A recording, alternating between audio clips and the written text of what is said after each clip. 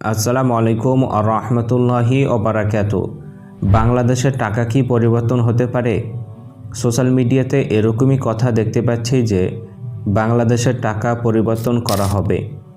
তার কারণ হচ্ছে বাংলাদেশের টাকার মধ্যে শেখ মুজিবুর রহমানের ছবি আছে।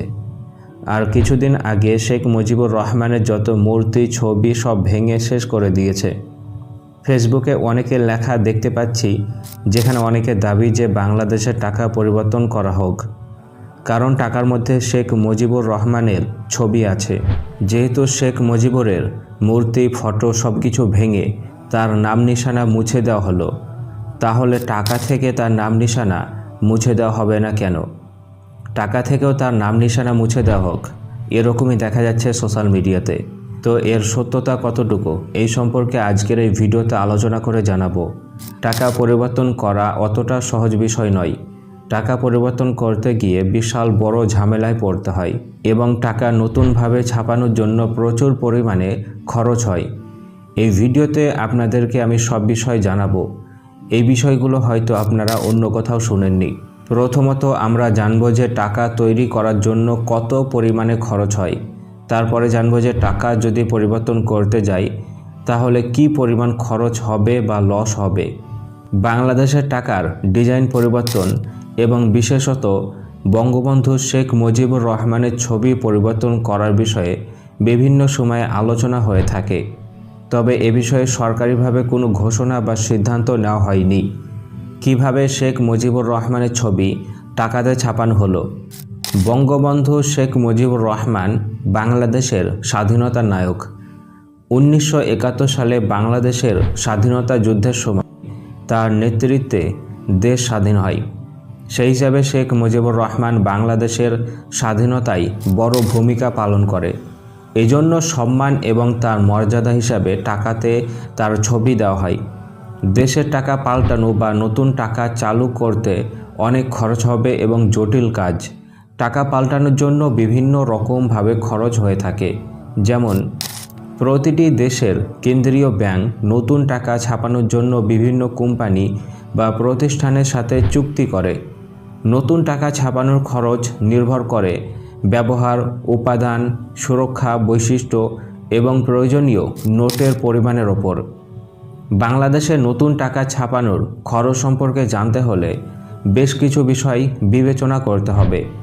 বাংলাদেশ ব্যাংকের তথ্য অনুযায়ী নতুন টাকা ছাপাতে প্রতি বছর প্রায় 500 কোটি টাকা খরচ হয়। এই খরচের মধ্যে রয়েছে কাগজ, কালি, নিরাপত্তা এবং অন্যান্য জিনিস। একটি 1000 টাকার নোট ছাপাতে খরচ হয় প্রায় 8 টাকা, যেখানে 500 টাকার নোটের খরচ 60 টাকা এবং 100 টাকার নোটের খরচ 5 টাকা।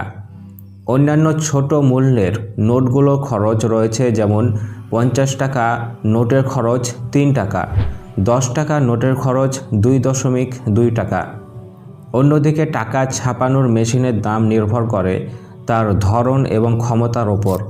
বাংলাদেশে টাকা ছাপানোর জন্য অত্যাধুনিক যন্ত্রপাতি ব্যবহার করা হয়, যার দাম কয়েক কোটি হতে পারে।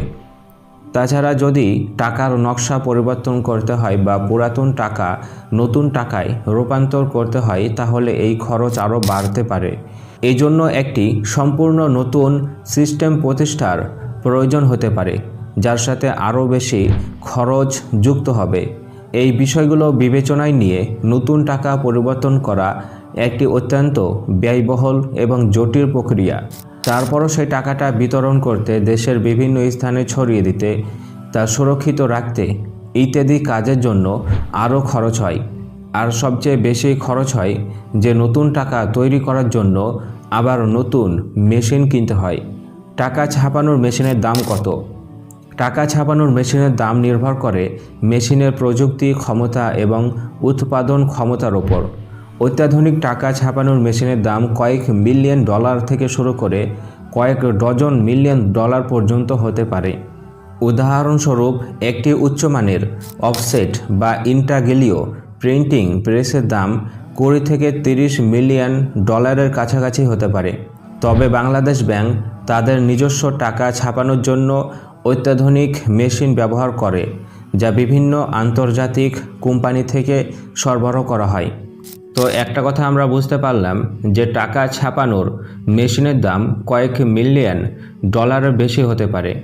অনেক কোটি কোটি টাকা খরচ হবে শুধু মেশিন কিনতে, এবং তারপরে টাকা ছাপাতে খরচ আছে।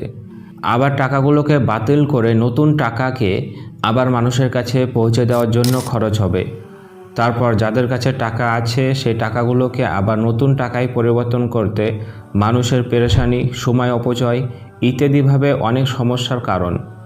টাকা পরিবর্তন মানে দেশের প্রচুর পরিমাণে সমস্যা এবং ক্ষতি, লস সব কিছু। টাকা পরিবর্তন করা মানুষ সহজে ভাবে না। টাকা পরিবর্তন করতে গেলে দুর্নীতিও ছড়িয়ে পড়তে পারে। আবার সেই টাকা পরিবর্তন করতে গেলে নকল টাকারও আবিষ্কার হতে পারে।